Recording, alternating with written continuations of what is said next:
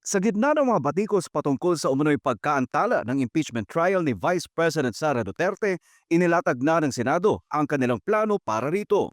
Sa isang press conference nitong Huwebes, sinabi ni Senate President Francis Chis Escudero ang mga target na petsa para sa proseso ng impeachment. Batay sa dokumentong ipinamahagi sa media, nakatakdang simulan ang impeachment trial ng pangalawang Pangulo sa July 30, 2025. A proposed calendar of activities in connection with the impeachment. Proposed, ibig sabihin nun, isa ito sa mga tatalakayin at pagpapasahan ng Senado kapag kami nag-resume. Hindi ito nakaukit sa bato. Ngunit bago ang mismong paglilitis, magsasagawa muna ng mga paghahanda ang Senado batay sa panukalang kalendaryo.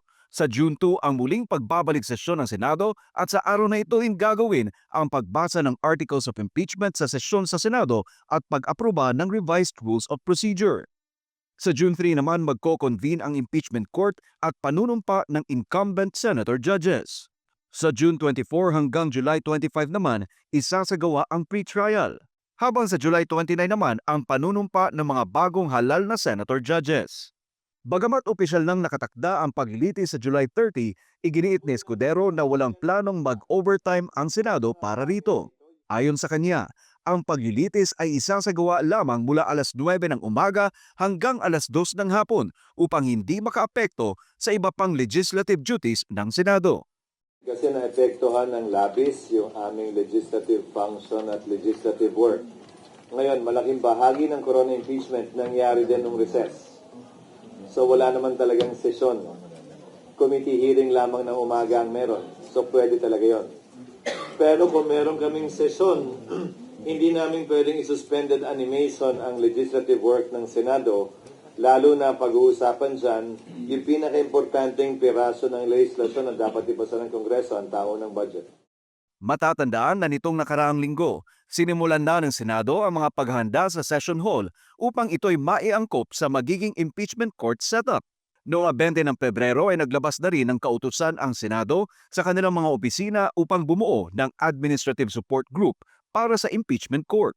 Samantala nitong Huwebes 27 ng Pebrero ay nagpadala na ng liham si Escudero kay Vice President Sara Duterte at House Speaker Martin Romualdez bilang paghahanda sa nalalapit na impeachment trial. In fact, nagpalabas kami ng sulat ngayon, address sa mga miyembro ng Senado na pinapaliwanag lahat ng mga pinapaliwanag ko sa inyo nitong mga nagdaang linggo. We simply reduced it in writing, informing them among others of the position taken by the Senate President as part of my job to take proper order of the subject of impeachment in accordance with our rules right now. And number 2, a proposed calendar of activities in connection with the impeachment. Proposed, ibig sabihin nun, isa ito sa mga tatalakayin at pagpapasahan ng Senado kapag kami nag-resume.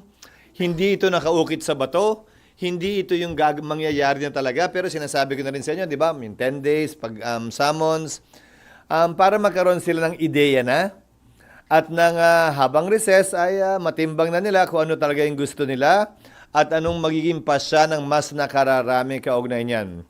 Pangatlo, minabuti namin na bigyan ng kopya nitong mga bagay na ito, yung sulat sa mga senador, yung calendar of activities, at gayon din yung special order na inisyo ko na ina-assign ang iba't ibang opisina dito sa Senado ng mga magiging papel nila kaugnay ng impeachment kapag nangyari na nga yan.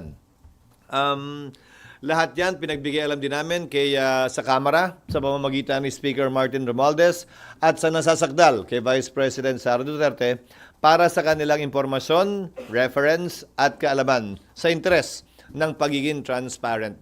Dahil lahat ng nakasaad doon, pinag-usapan na natin at hindi naman bago at hindi sikreto.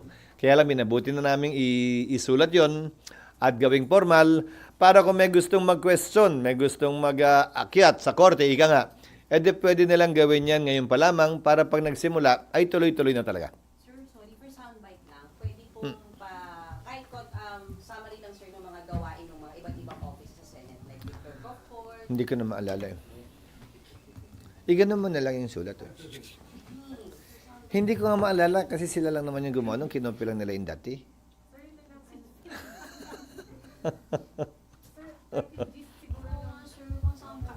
Okay, Sir, kung later yung sulat siguro, yung special order, yung Pinapabigay ko na sa inyo dapat na mas maaga para nabasa nyo na eh. Gano'ng kahalaga na ng SP na ngayon pa lang alam na ng mga offices ng Senate na yung kanila pong mga assignment? Para makapaghanda sila at gumawa na rin ng proposed budget kaugnay nun dahil baka may mga unforeseen expenses na kailangan namin paghandaan. Ulitin ko, bahagi ito ng tinatawag nating quote, taking proper order of the subject of impeachment sa panig at parte ng Senate President na nakasaad, nakapaloob sa Section 1 ng Rules on Impeachment ng Senate. Upang sa gayon ay hindi pa man nagsisimula ang pre-trial o trial, ay buo na at kompleto na ang paghahanda ng Senado para dito. Then, sir, pwede, ano yung nakakalendaryo? Ano yung sa calendar, Makukuha sir? nyo din eh, nakalimutan ko. Pero para, sir, may audio kami. Okay.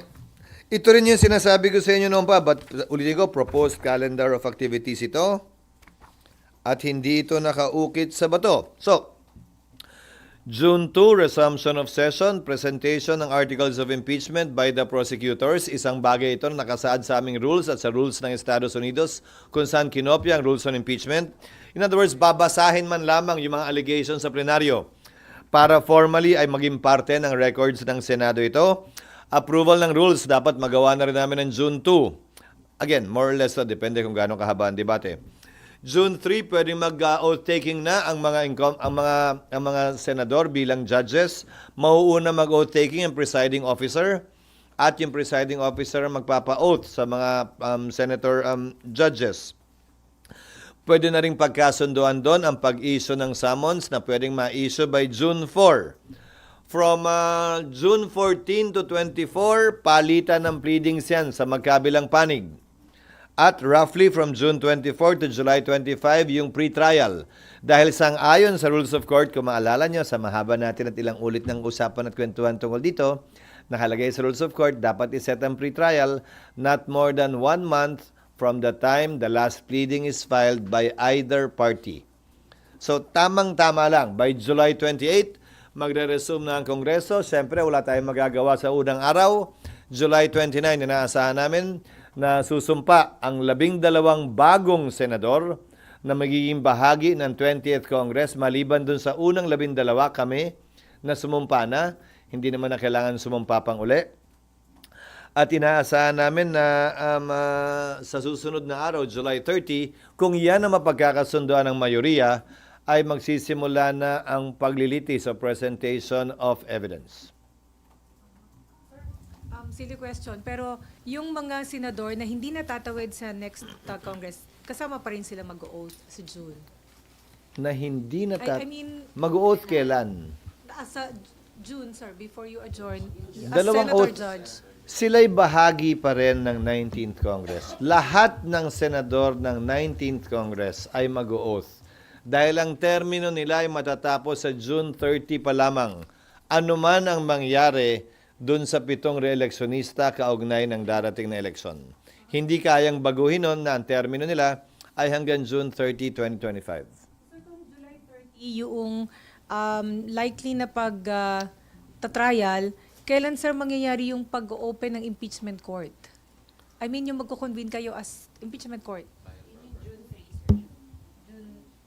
Kasi diba, sir, after the oath, sir, magko-convene na kayo sa impeachment court? Dalawa nga yun eh. June 30, anong June 30? July 30 yung trial. Malamang magsisimula. Nagsumpa kayo, di ba? Impeachment court na po yun. Impeachment court na ba yun? Alin? Pag nagsumpa kayo, impeachment court na ba yun? Um, Convene na kayo sa impeachment court? Para kayong wala dito ng impeachment, ha? Dalawang sombrero ang suot ng Senado. Senado acting as a legislative body, Senado sitting as an impeachment court. Each time we adjourn, then we finish wearing that hat. Each time we resume, we will announce if we are resuming as what. So example, kung ang oras ng trial ay alas 9 ng umaga, magre-resume kami bilang impeachment court. Pag kami magsesesyon naman ng alas 3 at mag-a-adjourn yung impeachment court ng alas 2, edi mag-a-adjourn kami sa impeachment court ng alas 2 at pagdating ng alas 3, magre-resume kami as a Senate. deliberating on proposed legislation. Ano yung tanong nyo? Hindi ko maintindihan. Kailan kayo magko-convene? Magko-convene kami twice. Under the 19th Congress, as I said, and under the 20th Congress. Tutuloy nga to, di ba? Yun yung matagal na natin pinag-uusapan. Mag-o-oath yung mga members ng 19th Congress para magampanan nila yung trabaho kaugnay ng pag-issue ng summons ang ayon sa aming rules. At magpapatuloy yung pre-trial dahil kung yun ang nakasaad nga sa rules namin, yun yung pinapanukala namin na aprubahan ng mayoriya. Tapos sa July 29 mag-o-oath yung 12 bagong senador. July 30 magko-convene yung impeachment court.